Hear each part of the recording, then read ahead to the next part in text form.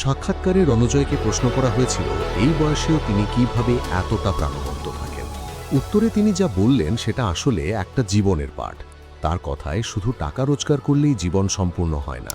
কেউ যদি প্রচুর পরিশ্রম করে টাকা রোজগার করে কিন্তু শরীরই যদি সেই টাকা দিয়ে জীবন উপভোগ করার অনুমতি না দেয়, তাহলে গোটা পরিশ্রমটাই অর্থহীন হয়ে যায়। এটাই ছিল তার মূল কথা। সাফল্যের প্রকৃত মূল্য তখনই থাকে যখন সুস্থ শরীরে সেই সাফল্য উপভোগ করা যায়। এই কথাটা কিন্তু শুধু সেলিব্রিটিদের জন্য না, আমাদের সবার জীবনেই প্রযোজ্য।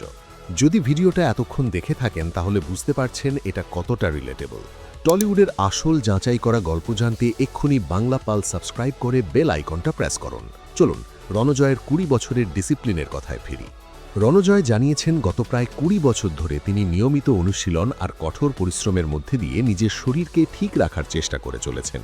নিজের ভাষাতেই তিনি বলেন এটাকে এক ধরনের শরীর টর্চার করা, অর্থাৎ সহজ কোনো শর্টকাট নয়, দীর্ঘ সময় ধরে চলা কঠোর ডিসিপ্লিন। নির্দিষ্ট ডায়েট চার্ট বা ওয়ার্কআউট প্ল্যান নিয়ে অভিনেতা কোনো বিস্তারিত তথ্য দেননি, তাই আমরা সেটা নিয়ে অনুমান করছি না। তবে তিনি এটাও স্পষ্ট করেছেন যে প্রত্যেক মানুষের শরীরচর্চার পদ্ধতি আলাদা হতে পারে, কোনো এক ফর্মুলা সবার জন্য নেই।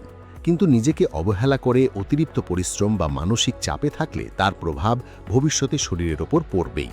রণজয় বিষ্ণুর এই কথাগুলো আসলে একটা রিমাইন্ডার। যতই ব্যস্ত জীবন হোক, শরীরকে অবহেলা করলে সেই মূল্য একদিন না একদিন চোকাতে হয়। আপনাদের কি মনে হয় শরীরই সবচেয়ে বড় সম্পদ? এই কথাটার সাথে আপনি কতটা একমত? আপনার নিজের রুটিনে শরীরের যত্নকে ঠিক কতটা প্রায়োরিটি দেন? নিচে কমেন্টে জানান।